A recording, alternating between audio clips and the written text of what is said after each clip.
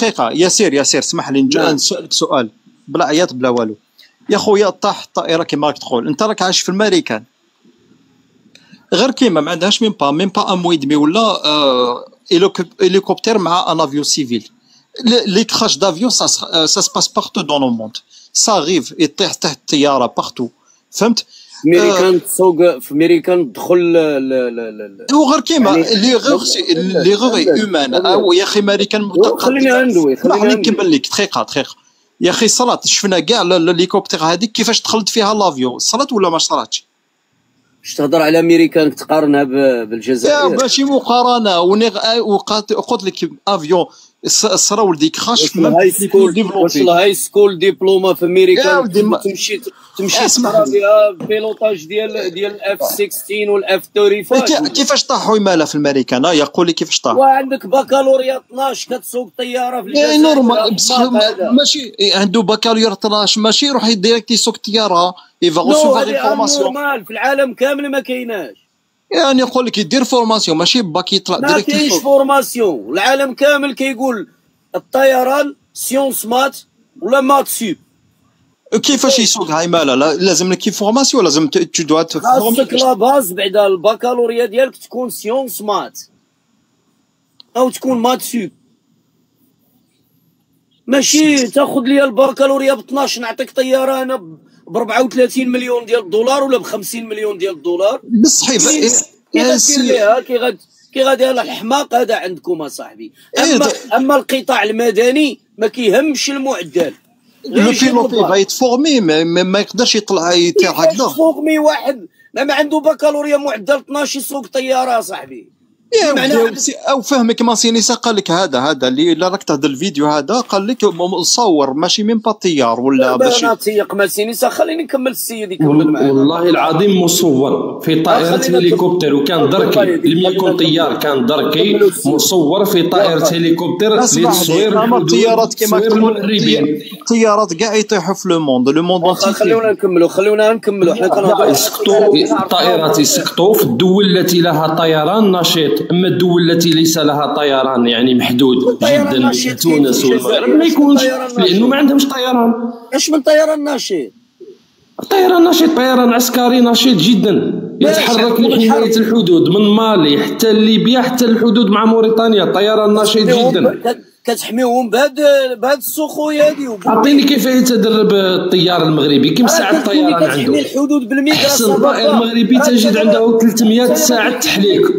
ملي تبون دار لهم لان الكيروزان غالي. والمذيع قال له الرئيس يحيي الطيارين. الحماقه صاحبي الطياره لا تاخذ معلومات من عند مصور. لا هذا بعيد عن الواقع.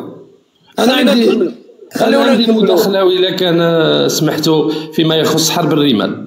لا مش بغينا حرب الرمال صافي سالينا دابا عطونا الحرب. انا ما ساليتش من حرب الرمال. ما ساليناش من حرب الرمال. حرب الرمال لما قال بن بله ياسير اسمح لي دقيقه ما اسمح لي لما قال بن بله حضرونا تكلم عن المعركه، لم يتكلم عن الحرب، تكلم عن ما حصل في حاسي البيضاء من اعتداء مغربي. موضوعيه ياسير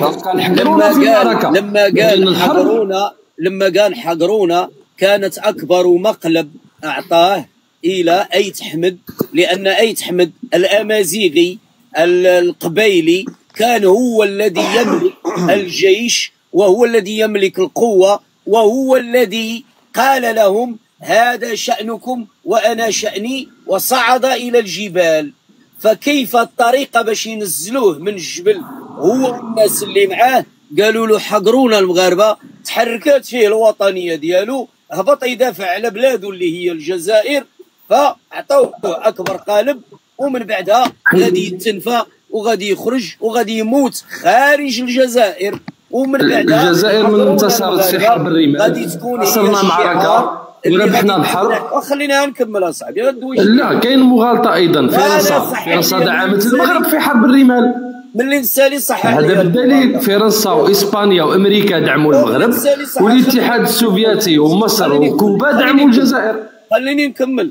حضرونا المغاربه كانت هي الشعار اللي الجزائر واللي غادي يبداو يصفيو به الثوار الذين اخذوا زمام الامور من يد فرنسا لما انصرفت. والنتيجه هضرنا على النتيجه وغادي ترجع لهم من الشرجم. فرنسا ملي رجعات دات معاها الحركه ودات معاها الناس اللي تكونوا، فغادي تعاود تاثرهم وغادي تردهم للجزائر وغادي تغيظ الجميع الثوار. وخير دليل على ذلك مقولة بومدين الذي قيل له لماذا لا تستعين بالثوار؟ قال لا أستأمن للثوار لأنهم لا يطيعوا الأوامر كما يطيعها من تمرن وتدرس عن طريق وعن يد فرنسا.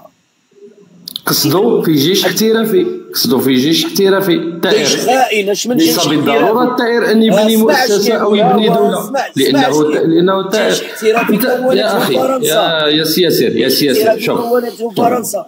اذا الان مسينيسا تنقولها على بساط احمدي. انت الان تلوم الجزائريين مثلا. انت تزكي كلامي وتقول يعني انا اتفق معك انا اذهب معك بعيدا. تلوم الجزائر تقول انها جندت طوار كانوا من قبل في الجيش الفرنسي.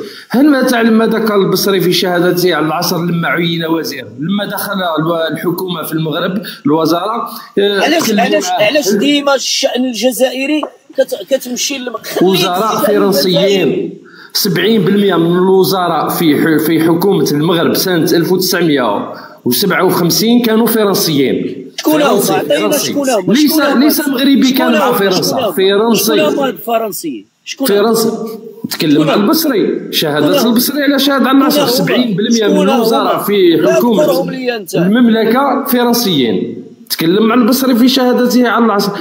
احنا جزائريين كانوا مع فرنسا. وزراء فرنسيين يا اخي، وزير نورمال فرنسي وزير في المملكة الشريفة. خلاصة فرنسا انتهى امرها اليوم، انسحبت 4 دول من وخندير الفرنكوفونية سحب لنا اليوم 4 دول. نساء انا مداخله. صبر رشيد بلاتي رشيد باش نديروا حنا مداخله. اولا مسينيسا قال لك على ان فرنسا ساعدت المغرب في حرب الرمال 63 اللي هي حرب على الحدود الحقه المغربيه الشرقيه اللي خدتها فرنسا وعطاتها للجزائر كهديه. ما ديناهاش الجزائري والنظام الجزائري. استشهدوا عليها ماشي هديه. يا صاحبي شنو بلاتي يا صاحبي يا ودينا الكلام اللي بلاتي يا صاحبي. شكون انت باش تقول لي استشهدوا عليا بن بلاتي؟ انا وليد الشهداء. شكون انا؟ خليني غير نهضر باش عرفوا ان الخطا، باش عرفوا الخطا ديالكم فين كديروه. يعني فرنسا اللي خدت ذاك الاراضي وعطاتها للجزائر، والتكنات العسكريه كانوا داخل الجزائر، التكنات العسكريه الفرنسيه كانوا داخل الجزائر في قلب الجزائر حتى سنه 1968. اي بمعنى الجيش الفرنسي بقى معاكم في قلب الجزائر في التكنات ديالو حتى 1968 باش يديروا التجارب. هذه الاولى. يعني الجيش راه في قلب الجزائر. ما داروهاش 68، داروها قبل. قطع صاحبي قطع. خلينا نهضروا 63 ديرها حتى في 65 ما عنديش مشكل. خليني نهضر انا عندي حقي في الكلام، راك غلقتوا عليا. يعني دابا فرنسا غتدي الجيش من جهه المغرب والتكنات العسكريه عندها في الجزائر باش تضرب عاوتاني التكنات العسكريه ديالها اللي هما في الجزائر. لذلك هذه حل وناقش اللي دعمتكم في الحرب، دعمتكم فرنسا نتوما. حنا كانت معنا امريكا سردت المغرب واحد الكوموندو شارك في هذه الحرب، ولذلك نتوما مدعومين من طرف فرنسا، الاتحاد السوفيتي، كوبا، ليبيا، مصر، مجموعه من الدول الشيوعيه اللي كانوا يدعموكم. حاجه اخرى، يا عجبا على الشعب الجزائري كيفاش كيحلل الاستراتيجيه ديال الحرب. القطاع العسكريه الجزائر حقا درنا مقارنه، الهليكوبترات نضربوها في السعود. اسمع الشريف كمال دقيقه معليش. الحرب فاش بلاتي يا صاحبي باش نوريك الاستراتيجيه ديال الحرب كي دايره فاش كندخلوا في حرب كيفاش دايره. مثلا فاش كندخلوا في حرب راه كتولي عندك قوه الحلفاء، كتولي عندك النفوذ ديالك. الجزائر فعلا بدات كتشري الاسلحه، لكن المغرب بدا كيدير علاقات وطيده مع دول عظمى بحال امريكا، بحال اسرائيل، بحال المانيا، بحال الصين، بحال تركيا، ومجلس التعاون الخليجي يعني دار معهم علاقات وثيقة مع دول مجلس التعاون الخليجي. شنو ولا؟ إذن المغرب ولا محافظ على هذه العلاقات الوطيدة مع السعودية ومجلس التعاون الخليجي وبوجه الخصوص السعودية. إذن ولات هذه العلاقات إلا دخل المغرب في حرب كتولي النفوذ والحلفاء. مثلا نعطيك كمثال، إسرائيل في الحرب مع فلسطين، دخل عبد الملك الحوثي في هذا باب المندب كيضرب السفن اللي جايه لإسرائيل. أمريكا و22 دولة كلهم يدافعون على إسرائيل، يعني الحلفاء ديالها، بينما فلسطين ما لقاتكش نتايا الحليف اللي غادي تضرب السلاح من جهتها وتدافع عليها.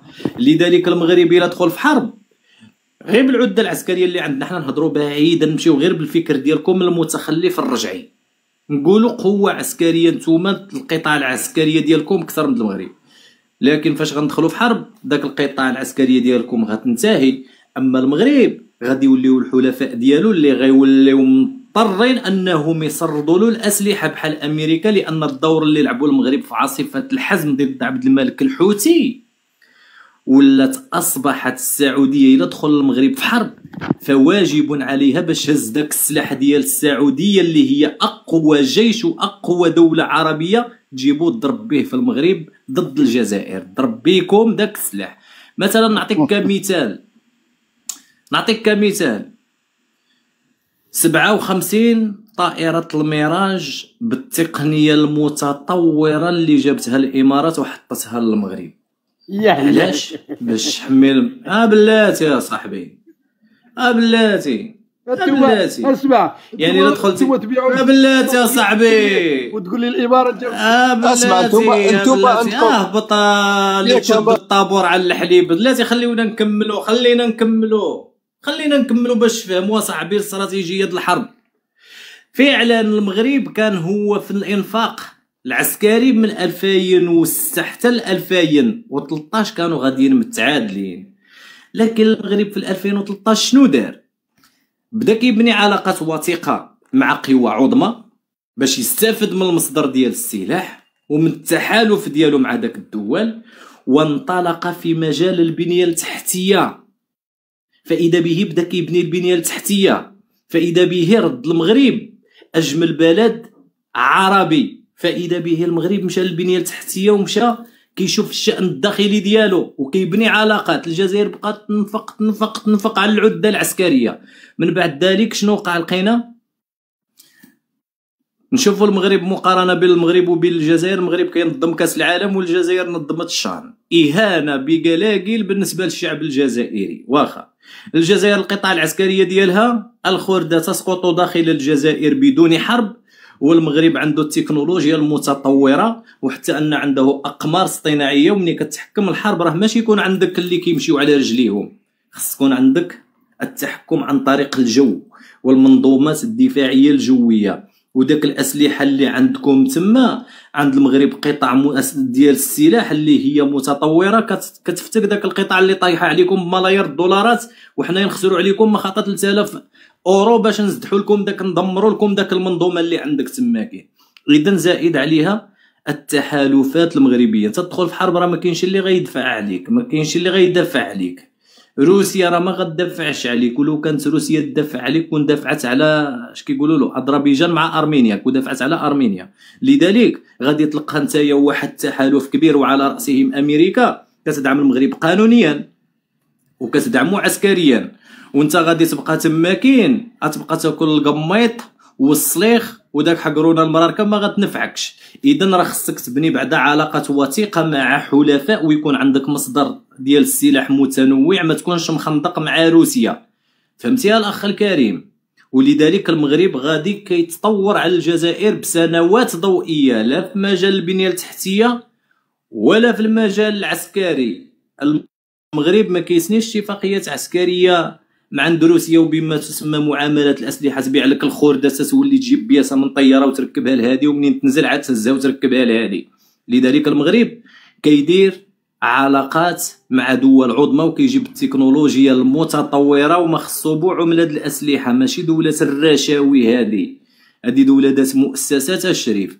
لذلك لا جيتي للحرب اصلا باش تعرفوا ديال الجزائري والجزائريين اللي يهضر الحرب، اللي خايض الحروبات، اللي يهضر الحرب، اللي كتب التاريخ، اللي يهضر الحرب، اللي كيعرف قيمه الحرب، واللي كيعرف القيمه د الحرب هو المنتصر. الجزائر على مر التاريخ وحنا نسمعوكم غالبك وشكا، مع فرنسا طحنوكم 7 المليون، حرب الرمال حاقرونا المراركه، الجيش الجزائري انتصر في حرب وحده، قتل 250 مواطن جزائري اعزل، يعني تعلموا فيكم الرصاص. هذه هي الحرب اللي درتو شي حرب مع شي دوله عطيها لي يقول لي راه حنا درناها وانتصرنا فيها. تحياتك كامله ما درتيش حرب. حاجه اخرى، نمشيو لهذا السلاح لواحد المساله واحده اخرى، نشوفوها من واحد المنظور واحد اخر، نقولوا على ان السلاح متطور. بلاتي رشيد والعسكر تاعكم بالشباك نصيدوهم بالشباك. بالشباك تاع وديش غتصيد انت؟ راه فرنسا هي اللي صيداتك بالشباك، هبط تاكل النخاله عليا لتحت تبقى تضعني في راسي يا صاحبي. ارى اللي عنده راه عنده، ماشي يبقى يهضر يخربق عليا القوه الضاربه بالخريط. انا نقول لكم نمشيو بواحد المنظور خور، نحسبوا هذا السلاح متطور. ولكن دابا المغرب فاش كيدير شي مناوره عسكريه، شنو هي المناوره العسكريه؟ هي اكتساب الخبره العسكريه. يعني عندك واحد السلاح خص تشوف الخبراء ودير واحد المناوره باش تعرف تخدم داك السلاح. دابا نعطيك كمثال، حنا هنا التيك توكيون اللي في تيك توك غادي يجيو ويقولوا لنا هاد الانظمه شوفوا نتوما منين هكايا كتصارعوا، اجيو المغاربه دوزوا لهاد الجهه واجيو الجزائريين دوزوا لهاد الجهه، اياه شنو غيديروا لنا؟ غيحطوا لنا الدبابات ويحطوا لنا الطيار ويحطوا لنا السلاح ويقولوا لنا يلا كل واحد يركب في حاجه ودخلوا في حرب بالسلاح. منين غنركب انا في الطياره كي غندير نقلع بها؟ ما غنعرفش. الجزائري منين غيركب في الطياره يقلع بها؟ ما غيعرفش. الدبابه كي غندير نضرب بها؟ ما غنعرفش. الجزائري ما غيعرفش، حيت حنايا ما عندناش خبره. بالتالي غنسمحوا في السلاح اللي غيدمر بعضياتنا، وغنهزوا الزراوط ونجيو نكملوها بالسقل والتمرميق والدبابز. يعني داكشي ما خدامش. علاش؟ حيت ما عندناش خبره. يعني المغرب كيدير تجارب، كيدير المناورات العسكريه باش يكتسب الخبره. نتوما كديروا الخبره باش تبقاو تطلقوا الدخان، باش يبقى الشعب يمشي له المال ديالو العام وهو يشوف وراه جعلها يا ربك. ومنين جا المفيد عند الامتحان يعز المرء او يركب في سوخو يطيح دين امه، ركبوا في هليكوبتر طيحوا دين امه، ركب في دبابه وعاد تعكست له طلقت الدخان، بدا كيدير لها خشبه. 12 يسوق طياره سوق. اي واش عمرك شفتي دبابه كيديروا لها الخشبه؟ يعني لاش هذاك الشيء وقع؟ لانه الناس فاش كانوا كيتعلموا ديالكم كانوا كيطبلوا، كانوا كيشطحوا.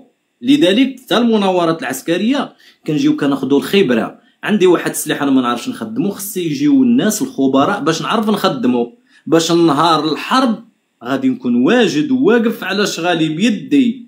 ماشي انت ما تعرفش تسوق تا السوخوي. عرفتي كي وقع لكم بحال الحرب ديال 73 قسما بالله العلي العظيم. شنو وقع في 73؟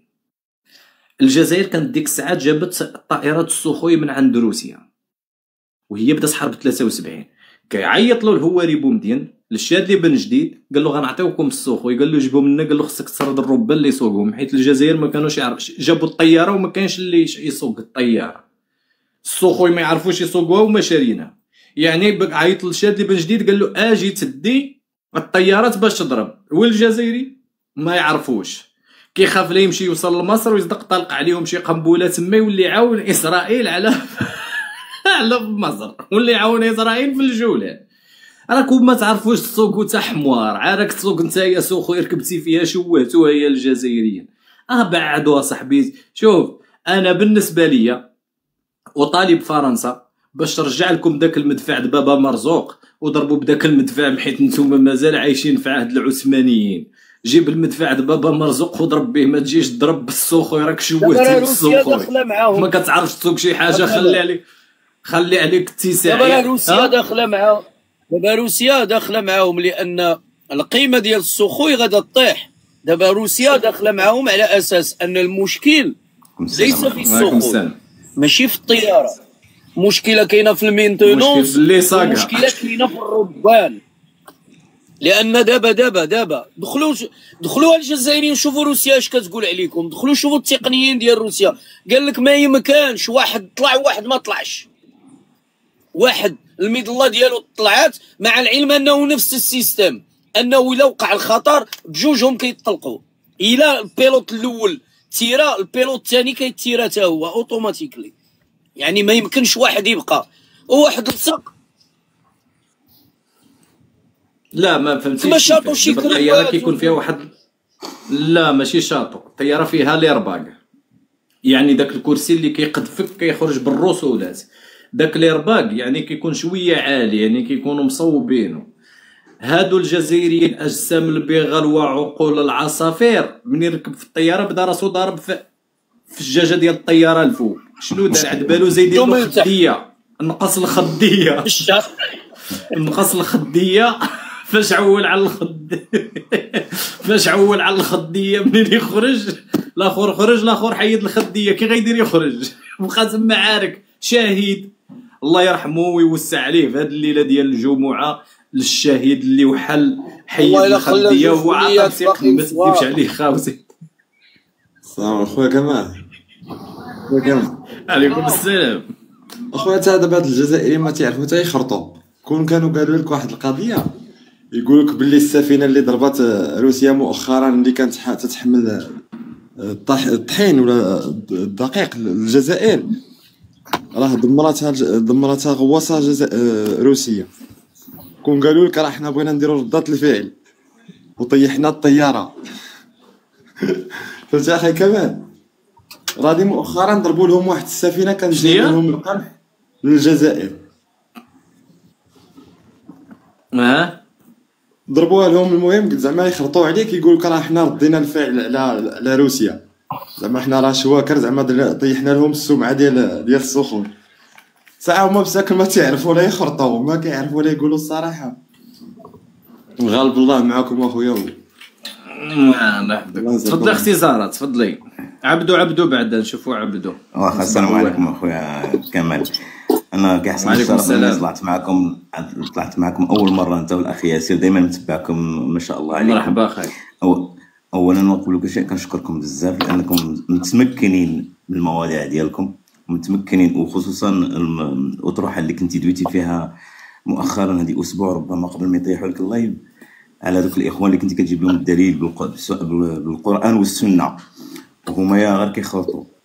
انا بعدا كنحييكم ومن المتابعين ديالكم، وكيحصل لي الشرف اني طلعت معكم اليوم باش نشكركم اولا قبل كل شيء. الله فيك خير ان شاء الله، وكنتمنى ان الله سبحانه وتعالى يجعلكم دائما الفوق الفوق. هذا من واحد الباب الثاني اللي بغيت نقول على حساب هاد الخوت هادو اللي كانوا كيهضروا دابا. المغرب غادي في صمت كما كنقولوا حنا بالدارجه، جواب المحقور سكاتو. سيدنا الله ينصرو ويحفظو ويشافيه، هو خدام في صمت، وكما قلتي كيطور السياسات ديالو مع الناس القوى العظمى، كيبني تحت البنيه التحتيه ديال البلاد تبارك الله غدا، وخصوصا الامن واستقرار البلاد في افريقيا كلها. دابا حتى القوى العظمى كلها كتحاول انها تدوز لافريقيا، لانها فقدت السيطره ديالها، خصوصا فرنسا فقدت السيطره ديالها على الدول اللي كانت عندها دول الساحل او الدول الافريقيه من خلال المغرب، لان كتقلب انها البوابه الوحيده كما كيقولوا، كما قال سيدنا الله ينصرو، البوابه اللي غادي يدوز منها الغرب لافريقيا وهي المغرب. ولهذا شوف حنا غير مقارنه، هما كيبغيو يقارنوا المغرب مع الجزائر بزاف ديال الحوايج. شوف قول لهم المغرب وصل لصناعه الطائرات، صيفط لي ساتيليت دو ساتيليت اللي ما كاينينش عند اسبانيا براسها ما تكسبش ساتيليت واحد، كتاخذ من عند فرنسا ساعتين في الاسبوع باش تبقى تشوف اشنو خصها. هذه الاولى. ولاو عندنا حنايا تبارك الله ادمغه، وكاينين من بكري ماشي غير دابا، ودابا ولاات عاد تطورت الوقت، لان كتلقى الادمغه شوف في صناعه الطيارات، في صناعه السيارات، في صناعه المهندسين، في الميكانيكيين، الاكفاء، جميع الميادين المغرب متضلع وغادي في صمت. نسال الله سبحانه وتعالى يحفظ ديك البلاد ويحفظ مواليها. البلاد خصهم يعرفوا بان المغرب بلاد الشرفاء، وهذيك البلاد يا ما دوزت حروب، يا ما دوزت كيفاش نقولوا، يا ما دوزت عده مسائل اللي كتخليه دائما في القمه، وربي سبحانه وتعالى غادي يحفظه. بلا ما يجي حتى شي واحد اخر يبدا يقول يخرط عليكم. انا كنقول ما عنديش طلاقه في الكلام، ولكن كنقول بان انت كامثالك انت وياسر والاخ عبد اللطيف ياسوب والاخ والدكتور صنايبي والاخوه كاع اللي متضلعين، الله ينصركم ويزيد في نصركم. ما نطولش، نخلي الكلام للاخت سهره، لانه انا غير طلعت باش نشكركم، وكيحصل لي الشرف انني دائما نصمد لكم ونبقى نعاونكم ان شاء الله باذن الله بالاستماع. اعانكم الله خويا واسمح لي بزاف. شكرا اخويا. الله يحفظك خويا المهدي، شكرا بارك الله فيك. تفضلي يا زهره. نعم، السلام عليكم ورحمة الله تعالى وبركاته. أخ كمال، ياسير، الإخوة والأخوات، تحياتي لجميع المشاهدين. وعليكم السلام. نعم، هذا الموضوع جدا حازم صراحة.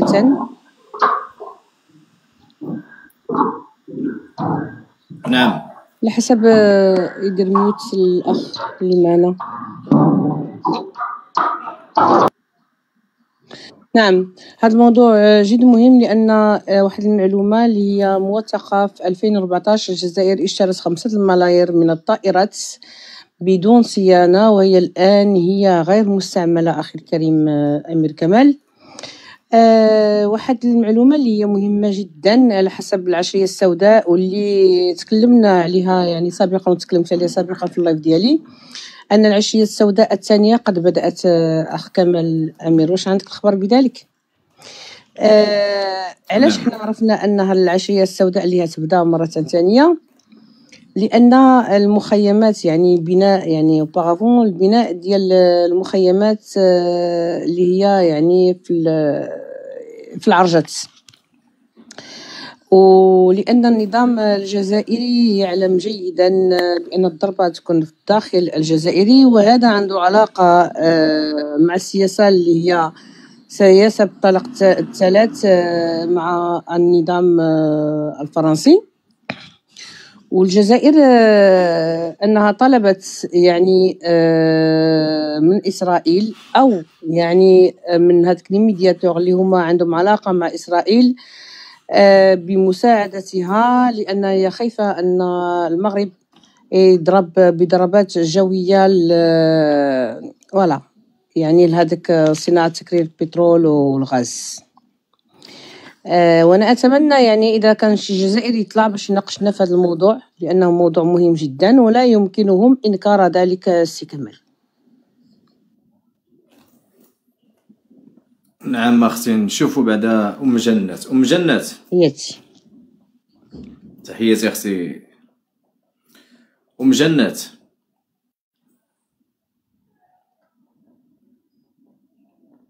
ام جنات عندها الريزو ضعيف. سعد، السلام عليكم. شوف الدليل اللي معنا هنا. وعليكم السلام. والله العزيز عليا اخويا هاد المواضيع اللي تهضروا فيها فريمون يسون انتريسونط. انا عايش اخويا في روسيا وعندي اصدقاء جزائريين، وما عمرني ما لقيت معاهم شي مشكل ولا شي حاجه. ماشي الناس اللي تيكونوا شويه غالطين هما اللي تيكونوا معمرهم ما خرجوا من بلادهم. شي علاش دي وجهة نظري. نعم. البريكول، السلام عليكم. بريكولور، البريكولور.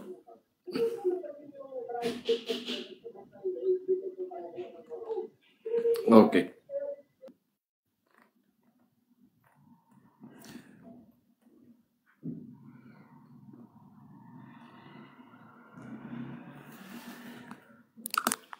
وبغيت نزيد نقطة على اللي قالت الاخت زهره.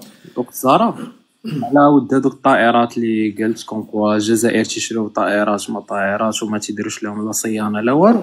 انا اللي تعرف هنايا انا قريت في الجامعه ديال ترونسبور ماريتيم هنايا ادميرال ماكاروفا، وكانوا بزاف ديال الدراري تيقراو في لارمي دي زالجيريان تيقراو في لارمي هنايا، فهمتي يعني داكشي اللي بروباغوند ولا شي حاجه تسمع كونكوا ما نعملوش الصيانه ولا ما عملوش الصيانه، هما دائما عندهم اتصال مع روسيا. واخا كيفاش تفسر لنا عدد الطائرات اللي ساقطه اكثر من 23 طياره من 2014 لدابا؟ علاش مثلا علاش؟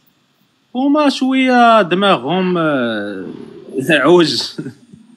هادشي اللي نقدر نقول لك. هما شي عزيز عليهم يعملوا شي حاجه لي غير ممكنه، فهمتي؟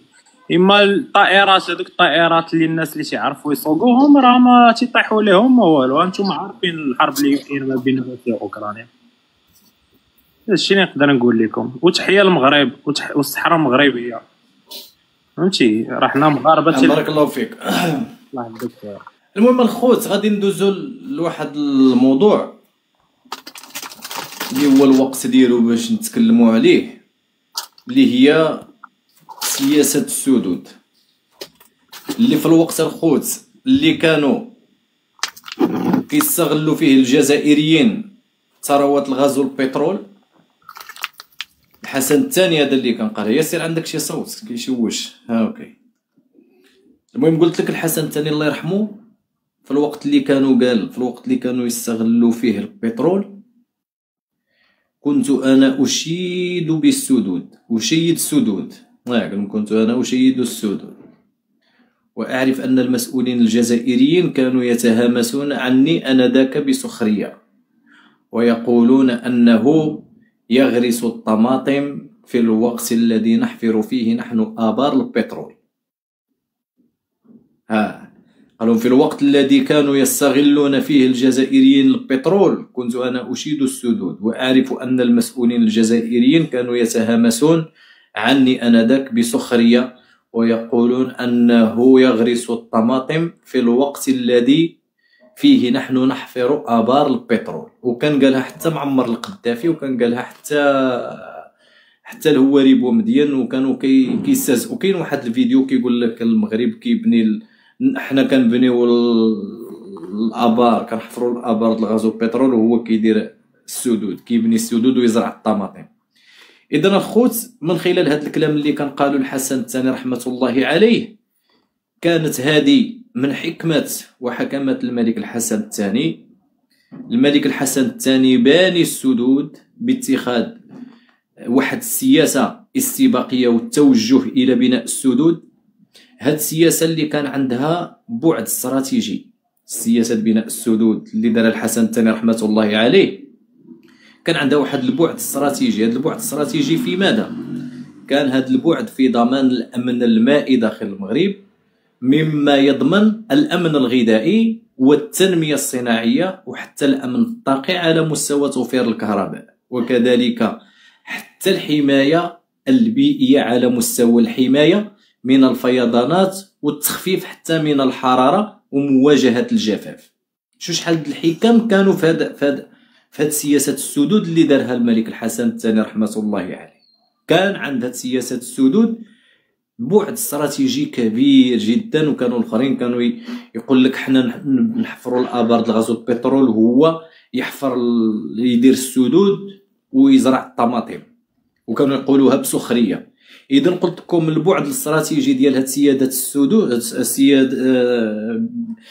سياسه السدود كانت من اجل ضمان الامن المائي، وهذا الضمان الامن المائي يضمن الامن الغذائي ديال الزراعه، وكذلك يعني التنميه، ضمان التنميه الصناعيه، وحتى ضمان الامن الطاقي على مستوى توفير الكهرباء، وكذلك يعني بعد اخر اللي هو حمايه المملكه المغربيه من الكوارث الطبيعيه البيئيه اللي هي الحمايه من الفيضانات، وكذلك حتى من التخفيف من موجات الحراره اللي كانت كتضرب في ذاك الوقت، وكذلك في مواجهه الجفاف.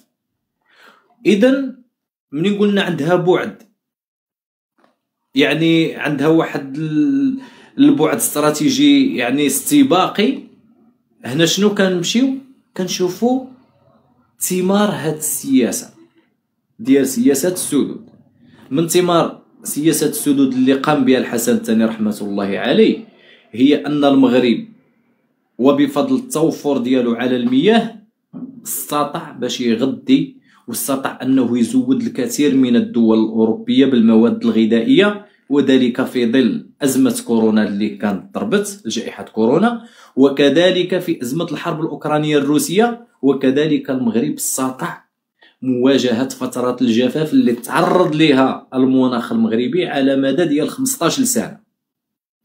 واليوم الخوت قلت لكم كتتحقق الرؤية الاستباقية ديال الملك الحسن الثاني رحمة الله عليه لهذه سياسة السدود، والانعكاس ديالها فين كيتحقق على فشل النظام الكبراناتي اللي هو اليوم. هذا النظام ديال الكبرانات خرج بخطابات البكائيات وخرج بسياسة العنتريات الفارغة، وبدا كيشن هذا النظام الأحمق، نظام المهابيل، خرج كيشن واحد الحرب إعلامية على المغرب في تكرار نفس الاتهام المباشر للمغرب والتحمل، وكيحمل المغرب المسؤولية في الأزمة المائية اللي كيعاني منها هذا النظام الحاقد. وكيقول لك كيتهموا على أن المغرب هو المسؤول في تجفيف السدود وتلوية المياه، واللي وصلت الأزمة حاليا عندهم إلى الخصاص في المياه الصالحة للشرب وأزمة العطش، واللي كان أكدها عبد المجيد تبون بنفسه من خلال الحملة الانتخابية ديالو في الخطاب للعهدة الثانية، والاتهام أن المغرب قال لهم كيقوم بشن حرب مياه على الجزائر. يبدو أن تدشين المغرب لسد قادوسة اللي داروا المغرب ويعني ودشن هاد السد باش يقوم بالملء ديالو، شنو دار؟ ماشي فتحنا غير سد قادوسة، وإنما كنشوفوا فتحوا علينا حتى قوادس اخرين، تفتحوا القوادس الافواه الحاقده ليتم اليوم ايضا تكرار نفس الاتهامات واللي كيروج ليها في الاعلام ديالو هذا النظام ديال الكبرانات، وكذلك حتى في المحافل وفي المنتديات الدوليه. وكنا شفنا الاتهام المباشر ديال وزير الري اللي هو طه دربال في اندونيسيا، وكما ايضا كان في سلوفينيا من خلال الاجتماع العاشر للاطراف في ذاك الاتفاقيه ديال حمايه المجاري المائيه العابره للحدود بين المغرب والجزائر.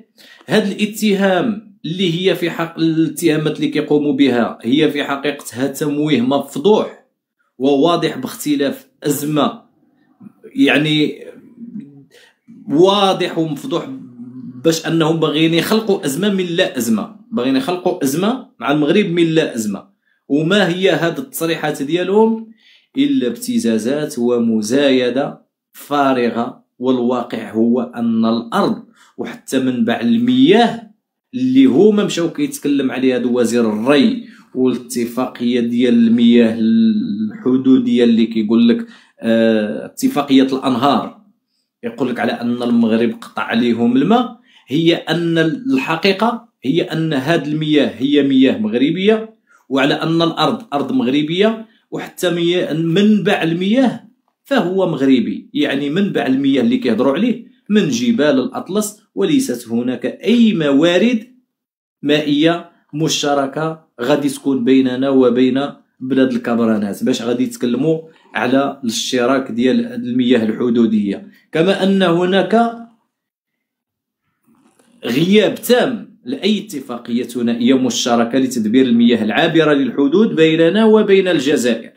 ما كايناش اتفاقيه بيننا وبين الجزائر، كانت اتفاقيه الانهار اللي مبرمه بين المغرب والجزائر الفرنسيه، يعني قبل ما تاسس الجزائر سنه 1962 كانت اتفاقيه داخله فيها فرنسا مع المغرب، وهذه الاتفاقيه كتوقعها فرنسا من الجزائر الفرنسيه. لذلك هادو كيخرجوا على اتفاقيه الانهار اللي كانت بيننا وبين فرنسا، وعيط لفرنسا تجي تهضر معنا على الاتفاقيه، انت دوله مستقله، اش بين اتفاق بيني وبينك انت ديال الانهار؟ عيط لفرنسا. اذا قلت لك كما ان هناك غياب تام لاي اتفاقيه ثنائيه مشتركه بيننا وبين الجزائر لتدبير المياه العابره للحدود. وهذه الحرب الاعلاميه المعلنه اليوم الخوت من طرف نظام الزريبه هي استراتيجيه من هذا النظام الفاشل، من اجل ماذا؟ من اجل تصدير الازمه الداخليه نحو العدو الخارجي، وكذلك استراتيجيه من اجل تعليق الفشل ديال هذا النظام في تدبير الازمه والاخفاق الداخلي على جميع المستويات باش انهم يعلقوا الفشل ديالهم على نظريه المؤامره ونظريه العدو الخارجي، واللي هو طبعا كيف ما هو معهود عندهم المروك. هذا النظام الفاشل واللي هو دائما ولف على تحميل المسؤوليه للمغرب، المسؤوليه اللي كيحملها للمغرب اللي هو فشل والاخفاق ديالو السياسي، وفي الفشل ديالو الاقتصادي، وكذلك حتى الفشل ديال هذا النظام على مستوى الاخفاقات الامنيه، وكذلك حتى الاقتصاديه. كيجي كيحمل المغرب فيما يحدث على مستوى ديال انتفاضه شعبيه واللي كيأججها من خلال الشعب الجزائري عن طريق هذه الابواق الاعلاميه ديالهم، وعلى ان المغرب هو المسؤول على هذه الازمات، وعلى ان المغرب شن علينا حروبات وما الى ذلك، باش يبرر الفشل ديالهم. هما حتى ان الشعب فاش خرج ودار داك الحمله ديال مانيش راضي، خرج كيقول لهم على اساس ان هذه مؤامره صهيون مروكيه، وراه المروك هو اللي كينظم هذه الحمله ديال مانيش راضي. يعني جميع الفشل ديالو كيعلق الفشل ديالو على نظريه المؤامره والعدو الداخلي، استعانه بالابواق الاعلاميه والاقلام الصفراء داخل الجزائر اللي هي كيتحكم فيها النظام العسكري الفاشيستي الرجعي الديكتاتوري. اذا الخوت حنا كنشوفوا نوعا ما ان هذا الامر وهذه الاتهامات فيه جزء كبير، يعني فيه جزء من الحقيقه اللي هو الحقيقه اللي كنشوفوها متمثله في هوس وهاجس هذا النظام، وذلك بتدمير والضرب في مصالح المغرب، واللي هو الاساس في جميع الانتكاسات اللي كتعيشها هذه المقاطعه، سواء على المستوى الخارجي وعلى العزله اللي صبح فيها هذا النظام اليوم، واللي هي من اصلها بسبب الفشل في ملف الصحراء المغربيه، وبسبب سياسه رد الفعل الاعتباطيه ضد الدول وضد الانظمه المسانده لمغربيه الصحراء، واللي هي هذه الانظمه داعمه لمقترح الحكم الذاتي كحل سياسي ووحيد. وكذلك تأثير هذه العزلة والأزمات الخارجية على المستوى الاقتصادي لنظام الزريبة، واللي تأثيرها وصل لواحد الحدة ديال ندرة المنتوجات من السوق الداخلية، على إثر مثلا توقيف العمل مع بعض الشركات وحتى إيقاف الاستيراد لهذه المواد اللي وصلت اليوم إلى زيادة في طول الطوابير داخل الجزائر، واليوم تنضاف وكذلك وكتزاد على هذه الأزمات كلها اللي هي أزمة المياه، واللي كيحاول النظام كيف ما العادة إلى تصدير الأزمة وتعليق المسؤولية والأسباب كيحملها يعني للمغرب، والفشل الحكومي في التدبير ديال هذه الأزمات كيبغي يحملها إلى العدو الكلاسيكي اللي هو المغرب. ربما الخوت هي كتبقى حنا بالنسبه لنا لعنه الجغرافيا ولعنه الحدود، ان في الجوار ديالنا هذا النوع من الانظمه الفاشله، هذا النظام اللي ما كينتهيش من الهرطقات، اللي كيعبر على المواقف العدائيه ديالهم ضد المملكه المغربيه، واللي من بعد ما قطع الاجواء وفرض التاشيره وقطع صله الارحام، واللي حاول حتى انه يقطع الممر البحري، لولا انه تراجع على القرار في ظرف 48 ساعه، لانه ما خدمش هذا القطع البحري للمصالح ديال نظام الزريبه.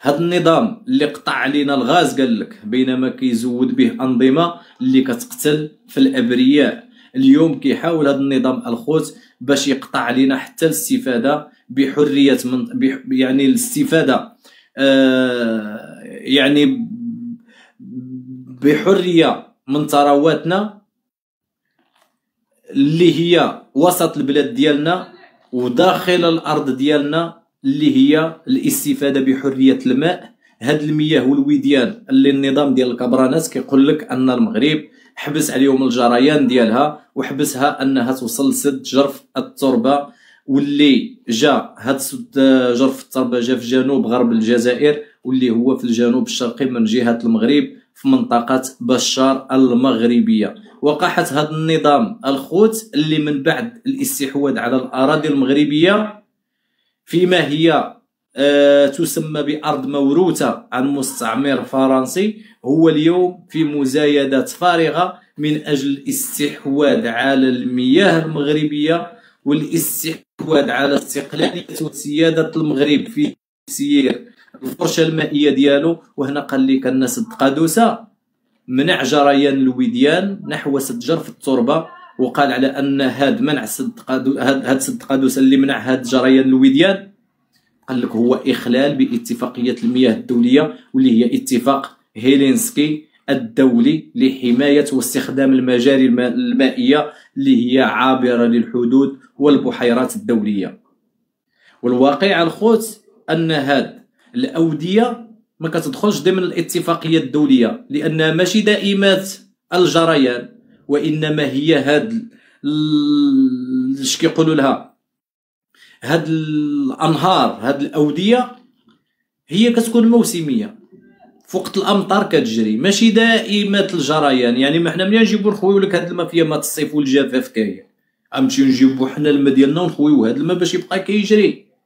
يعني إذا هاد الأودية ما كتدخلش ضمن الاتفاقيات الدولية يا نظام الكلاخ، لأن هاد الأودية ماشي كتجري دائما وكتطلق الماء، هي الجريان ديال هاد الأودية كيكون موسمي، وما كايناش شي اتفاقية ثنائية مشتركة حول استغلال هاد المياه. وهذا ما يعني أنه لا حجة لما يدعيه هذا النظام الفاشل من اتهامات، وإلا لماذا ما التجأش هذا النظام العسكري للتحكيم؟ بما أنه كاين اتفاقية سيروا للمحكمة العدل الدولية ورفعوا بنا دعوة قضائية، بما أننا داخلين في اتفاقية ديال الأودية الحدودية، سيروا دعيونا.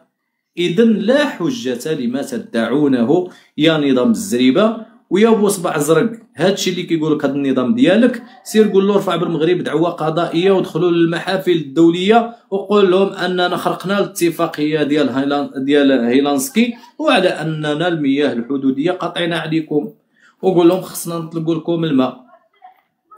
إذن لا حجة لما يدعيه هذا النظام من خلال الاتهامات ديالو، وإلا لماذا لم تقوموا بالذهاب للتحكيم ورفع دعوة قضائية بالمملكة المغربية؟ فالمسألة بما أنهم كيقوموا بالاتهامات من داخل منتديات دولية، وبما أنه كاين اتفاقية دولية، إذن هنا الخوت غنجيو للأسباب الحقيقية ديال هاد أزمة المياه اللي كتعاني منها بلاد العسكر، واللي هي سببها في الأساس هي موجة الجفاف. موجة الجفاف اللي تعرضت لها المنطقة ككل، وهاد الموجة الجفاف اللي تعرضت لها المنطقة انعكست على الفرشة المائية. وهنا الخوت كاينه واحد المفارقة اللي هي أن بلاد العسكر من أكثر الأراضي اللي كتوفر على أكبر فرشة مائية في المنطقة، وأن بلاد العسكر وبحكم المشروع التبوني الكبير لتحلية مياه البحر فهي هنا نوعا ما مؤمنة من الوقوع في أزمة المياه، واللي وصلت إلى مرحلة العطش كيف ما قالها عبد المجيد التبون. وهذا الشيء الخوت اللي كيأكد أن الاستغلال الفوضوي للمياه الجوفية والمياه السطحية هو السبب الرئيسي في هذه الأزمة، وخاصة على المنطقة ديال بشار وكذلك النواحي ديال بشار، واللي تما كاين في ذاك المنطقة كيتواجد كيف تكلمنا عليه غار الجبيلات، واللي كيستدعي الاستغلال ديالو وفرة المياه. فالمياه الأهمية ديالها ماشي فقط في توفير الأمن الغذائي والزراعات كيف ما كتعرفوا، وفي توفير الطاقة ومن يعني وش كيقولوا له يعني غير كيف زرع وكول، وإنما عندها تبعيات أخرى. عندها تبعيات أخرى المياه حتى في الاستعمالات اليومية وحتى على مستوى الصناعات. إذن كتبقى هذا النظام الزريبة وهاد الاتهامات اللي خرجوا كيتهموا المغرب، كتبقى هاد الفوضى الإعلامية اللي كيقوم بها هذا النظام هي مجرد مزايدات فارغة ومجرد هرطقات ومجرد تخبطات من ضمن السلسلة ديال التخبطات اللي غارق فيها هذا النظام مؤخرا، لا على المستوى الداخلي ولا على المستوى الإقليمي ولا حتى على المستوى الدولي. اذا عمي تبون بما اننا قمنا بالاخلال باي اتفاقيه، سير دعينا في المحكمه العدل الدوليه. علاش جالس كتسنى خارج كتهضر لنا في الاعلام؟ قطعنا عليكم الماء، سير دعينا. علاش كتقول لنا حنا؟ كمال، اغفلتي على واحد الاضافه، ان النظام المغربي والامبراطوريه المغربيه الشريفه دائما تنأى بنفسها على ان تكون ظالمه. يعني ما يمكنش حنا نكونوا ظالمين، لان هاد الملوك هادو تربوا على الاخلاق والقيم الاسلاميه. واين تتجسد هاد القيم والاخلاق الاسلاميه؟ كتجسد بان المغرب دائما يحافظ على حسن الجوار. في اطار قضيه السدود يا كمال، المغرب دشنا سدا اكرم به تبون، وقيل ما فراسكش هاد القضيه هادي. المغرب قام ببناء سد، وهذا السد كان ما غادي الاش من قادوسه. هذا السد هذا راه عنده واحد السميه ما نعاودش لك اودي با كمال. هذا السد يتكون من كلمتين، وقبل الكلمتين نضيف نحن تبون. الاخوان الكرام، الا كاين شي واحد ولد المنطقه الشرقيه، كاين واحد السد اللي كتبدا سميتو بخنق، كملوه لينا الله يرضي عليكم، كل شيء كتب لينا سميت هذا السد، وقيلا ما عرفوش كمال. خنق اللي هو خنق كمال، ما تضحكش لان الاسم راه حقيقي، وغادي تزيد عليه في الاول تبون. هذاك هو هذاك، لا كتبوا لنا الاسم كامل فيه جوج كلمات، خنق. هذيك قريتوها دابا هذا الاسم؟ والله الا كاين هذا السد، انتم ديروها في جوجل وكتبوا السد خنق، هذيك الكلمه الاخرى هذيك، قسما بالله. لا حنا المغاربه راه قلناها ليه، قلنا له ودي تبون راك خنقتي سميتو. انت كتقول ديتي العرجه بمكبر صوتي، حنا بنينا لك السد وقلنا لك ودي راك خنقتيها بسميتو. قريتي سميه السد كمال ولا ما قريتيهاش؟ وياه راني قريتو، انا ما عرفت. هو راه هذيك راه اسم، لا هذاك السد راه في طور المشروع، راه خدامين فيه دابا، وهو من اكبر السدود اللي في المنطقه الشرقيه. اكبر سد الان في المنطقه الشرقيه هو السد خنق قرو، احنا نقولوا لها هكا، السد خنق قرو هو اكبر سد في المنطقه الشرقيه. الا زدتي عليها تبون غتولي تبون خنق قرو، لانه هو اللي جا قلب عليها مع المغاربه وخرج وليداته كيهتهتوا بمكبر صوتي. اذا الجزائر يجب ان تتحمل مسؤوليتها، فقد خنقت قراها، ومن خنق قرو هو تبون. عندك شكون اللي طالع؟ راه سميرة. اذا هذه هي الاضافه. اذا حتى المغرب كيتعامل معهم بعض الخطرات بنفس الاسلوب وبطريقه يعني جد لطيفه وجد جميله. وعليكم السلام ورحمه الله. وعليكم السلام. قطع اختي الصوت على ما يسالي. فالسد ديال خنق قرو هو المتواجد بالمنطقه الحدوديه اللي غادي يجمع لنا جميع المياه التي كانت تتدفق الى الشق الاخر، وكانت تسبب لهم فيضانات، وكانت تسبب لهم خسائر، وكانت كتسبب لهم بزاف ديال الحوايج. اذا كل واحد يجمع قرو، انت قرك بوحده، حنا قرنا بوحده، وكل واحد يجمع المسائل ديالو. نتمنى انك تتعرف على هذا السد، لانه كان من المفروض انه ما يتفتح لنا حتى قرونا ولا هم قروهم. لنا قرونا ولا هم قروه. كان من المفروض انه كان من المفروض انه يبدا في 2027، وكان هناك تنويه بالمشرفين على العمل بحيث تنقصات سنه وغادي يكون جاهز لاستقبال المياه في 2026. هذه اخر ما قيل على سد خنق قرو اللي هو تبون خنق قرو. حنا درنا ليه واحد الذكرى غادي تبقى تما. تبون هما قالوا لي خنقروا، حنا غنزيدوا عليها تبون خنقروا. قبيله ما خلانيش بالخصوص ماسينيسا توجس من الطيار اللي هو يجتمع على قلوبهم ويقول الحقيقه، خصوصا لما كيقول لك بان الطياره كيمشيو يقلبوا لها على تورنور باش يصايب لها البياس ديالها. وهنا كنرجعوا الاخوان، بزاف الاخوان اللي خصهم يرجعوا ل 2014 ويشوفوا الكارثه اللي وقعت في الصفقه الخبيثه والصفقه البائسه اللي دارتها الجزائر مع روسيا. طائرات كانت انتهت الصلاحيه ديالهم وكانوا موجهين الى مقبره الطائرات بالهند، وبعد ذلك تم توجيههم الى الجزائر. ولكم الكلمه. تفضل سميره دابا بغيت تتكلم. السلام عليكم. عندي الكلمه انا الاخ ياسر. ياسمين الامير. تحياتي الاخ ياسر. تحياتي ياسمينه. سمحوا لي ماشي مشكله السي ياسر عانيه. الاخوه المغاربه الله يجازيكم بخير اللي طلع الكيست كيتسد المايك نورمالمون. دابا معنا جوج بروفايلات السي كمال يعني مفتوحين المايكات وهنا كيرجع الصوت. الاخوان عفاكم اغلاق المايكات وشكرا. كمال شكرا بعدا على هذا الموضوع. انا ما غاديش نطرق ليه لان ما عنديش درايه فيه كثير. انا غنهضر يعني بصفه عامه على الصراع الجزائري المغربي. حنا كنعرفوا كجميع المغاربه على ان هذا الكيان يعني صناعه فرنسيه منذ الستينات، ولكن الاشكال اللي طاحت فيه يعني الجزائر وحتى الشعب الجزائري بين قوسين وانهم تبنوا واحد القضيه يعني فاشله، قضيه وهميه، هي قضيه يعني الجمهوريه الوهميه، لدرجه ان الشعب الجزائري دابا اصبح يتصارع مع المغاربه يعني في التيك توك من اجل هذه الجمهوريه الوهميه. ومبقيناش كنشوفوا البوليساريو يعني كيناقشوا مع المغاربه، والمغاربه حنا في غنى باش نناقشوا لان الصحراء مغربيه والمغرب فيه مغربي والصحراء فيه مغربيه.